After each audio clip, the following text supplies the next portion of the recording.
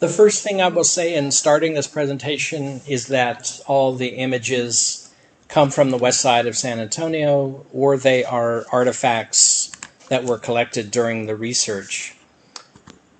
And the purpose of the research is to better understand bilingualism in a religious setting.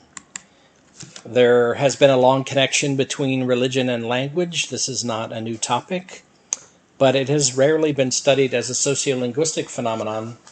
Within sociolinguistics, religious dimensions is a topic only about 15 or 20 years old.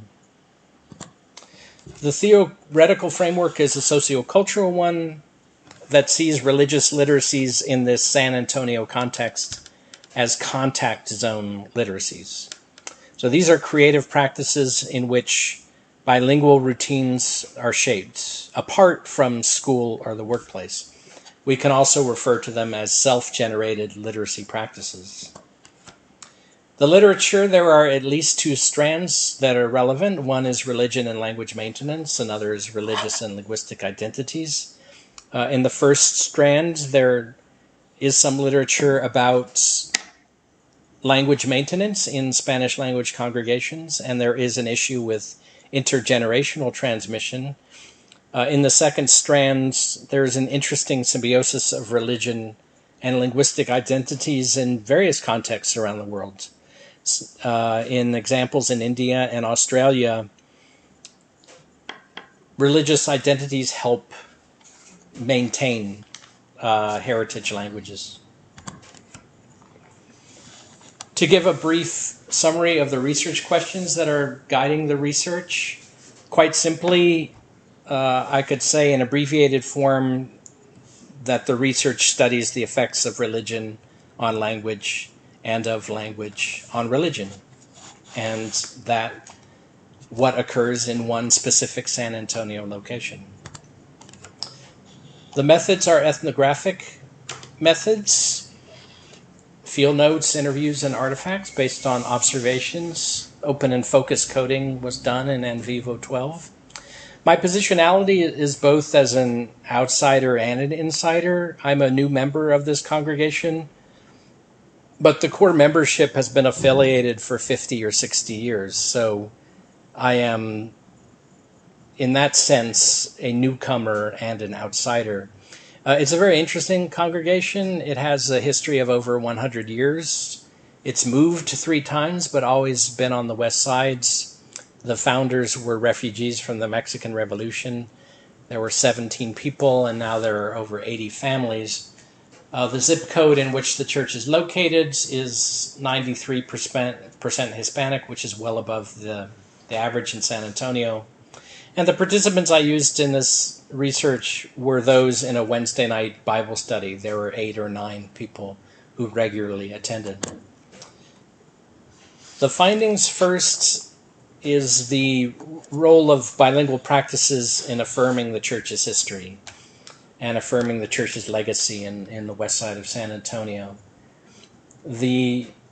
Another important point is that the pastor's own bilingualism plays an important role in allowing members to see their bilingualism as a community resource.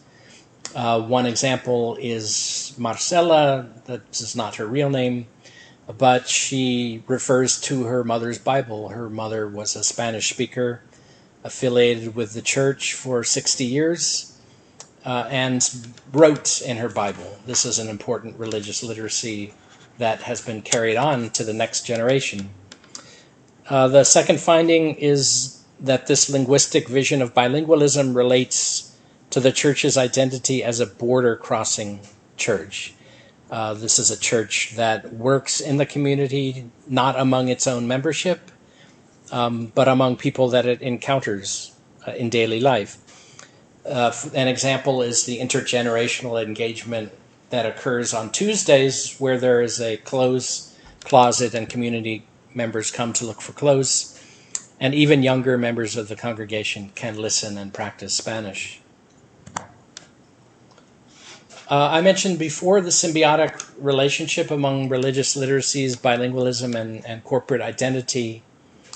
The pastor intentionally leads members to see themselves as bilingual agents in a contact zone. And one example is this illustration on the right of this slide. This is a modern illustration of the Samaritan woman at the well. This is the story from the Gospel of John. This image was used during a Bible study in March to help guide conversation about this text. And members who participated immediately identified this as a woman, Latina in appearance. Some said she looked like Selena or like Frida Kahlo. And the significance is that it helps members see themselves as those who do cross borders in everyday life. And this is a practice in the theology of the church. This is something that we can identify Jesus as having done.